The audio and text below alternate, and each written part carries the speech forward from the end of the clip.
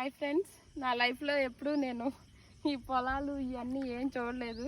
కానీ మా హస్బెండ్ ఇష్టంతో ఫస్ట్ టైం ప్రకృతి వ్యవసాయం స్టార్ట్ చేసి ఒక ఎకరంలో నారు పోపించి రేపు నాటు వేపిద్దామని మైసూర్ మల్లిక దేశీ వెరైటీ అంట వేపించాము.